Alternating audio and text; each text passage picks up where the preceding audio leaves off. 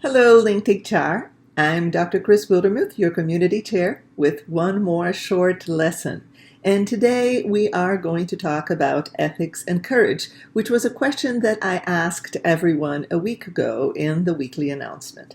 So what I asked you was, what's the importance of courage for HR? Well, that's a question that a while back I asked Linked HR members at that time in a more formal survey. And two of my graduate students have been helping me analyze the data. And I'm going to be lucky enough to be presenting some of the findings or the preliminary findings at the International Leadership Association Conference in Canada, Ottawa, Canada, at the end of the month in October. So if any Linked HR member is going to that conference, please let me know. I'd love to shake your hand. Okay. So back to courage. One of my favorite models of ethical behavior comes from a very important moral psychologist, an American moral psychologist called James Rest, who died in 1999. Dr. James Rest came up with a pretty simple model of moral behavior. And basically what he said is, in order for you to behave morally, 4 things need to happen before. The first one is you need to have what he calls moral sensitivity. And that basically means you need to recognize the issue as moral in the first place. If you have a problem at work and you just see it as a business issue and you don't recognize it as an ethical issue, no amount of ethical training or education or nothing your parents taught you or nothing that you think you know about ethics is going to help you, because you're not dealing with ethics, right? You're just dealing with business issue. So moral sensitivity, which is the ability to see the ethical colors of a situation, is vital. Otherwise, nothing else is going to work. The second component, Dr. Rest called moral judgment. And moral judgment basically has to do with, okay, now that I know that I'm confronted with an ethical issue, what's the right thing to do? And then there are subcomponents in there in terms of how people actually reason ethically. How do they make a decision? The third component is an interesting one because it has to do with your motivation. So you know it's an ethical issue, and you know what you think is the right thing to do. But are you motivated to prioritize moral values over, for example, your own career or some other issues that you may be confronting? And then finally, if you do have that motivation, there's still one thing that you need. And that is, you may have guessed, since it's the last one, moral courage. Moral courage has to do with the persistence against all odds, with the willingness to basically push on, and sometimes moral courage, by definition, if it's courageous, it's because there is a risk involved. It's because people could be fearful and there could be consequences to your courageous act. That's a general model of ethical behavior. And again, according to Rest, all those 4 components need to be there. Moral sensitivity, moral judgment, moral motivation, and what we're talking about today, which is moral courage. So I took a look at what you wrote last week, and I'm super interested and fascinated because some of your informal comments were connected to what I'm finding in the larger data with my students. For example, I'm reading comments here and I'm having to cheat and review the courage to step up and talk to the leadership, the courage to step up and inform the union of bad news, the courage basically to be a bearer of bad news, whoever it is that is getting those bad news. You need to have quite a bit of diplomacy, and at least 2 or 3 of you use that word. And then one of our members, Karen Hires, she said, the courage to defend those who can't defend themselves. And I saw all that in our data. So let me share with you which were the preliminary themes. This is very preliminary. I'm going to be sharing with you much more information about that as my grad students and my research continues. So the theme that I saw that was the strongest so far with my co-researchers, with my graduate students, is challenging others. Basically, what that means is that courage in HR refers to going to the CEO and saying, guess what, that idea that you had against the law. So you have a lot of people are talking about the courage to tell the truth, whoever it may hurt, and to basically influence the organization to do the right thing, even when it's difficult for you.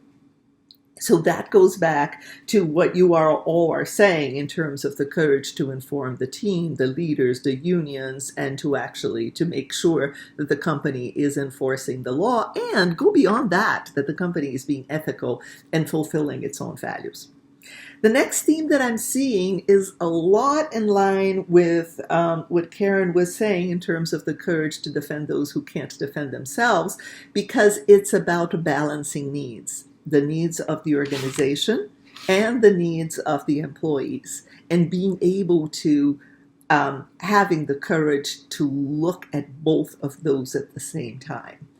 And of course, you're going to have to go against the grain and against the loud voices that are pushing for you to go one side or to the other. The next theme that we've seen here is about courage and credibility going hand in hand. What some people are saying is, if you're not seen as credible, if you're not seen as competent, then no amount of courage is going to help you, because nobody's going to listen to you. On the other hand, if you're not courageous, you're not going to be seen as credible. So the two go together, which reminds me of many HR colleagues who are listening to me may have read the wonderful work of Dr. Dave Ulrich on HR competencies, and credible activism is one of those competencies. Now, one interesting theme that we are seeing is that HR sometimes is not courageous. And I'm going to read one of the quotes that I got here. And that is, generally HR managers are just following the CEO's strategy. They execute, that's all. So there were some comments, not the majority, but there were some comments in that particular sample of people saying, you know what, we're not courageous at all. So I wanted to give you a preview of that. And what I'm really interested today is, have you seen in your career examples of, and I'm going to go to the other side, lack of courage? Moments in which HR really was not courageous. And for your own safety, and because LinkedIn, when you post something, you're posting something publicly, I would say don't necessarily talk about your organization now, but you can talk about things that you've observed throughout your career. And of course, you don't have to say where, and you can make your comment vague enough that wouldn't identify anyone. Before we finish for today, there's one more thing that I wanted to show you.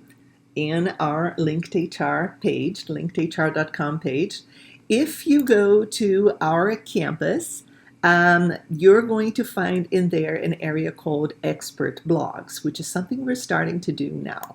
So if you go to Expert Blogs, and by the way, you need to register for the page first to access all that, you're going to see that two of our members already have their own blogs in here.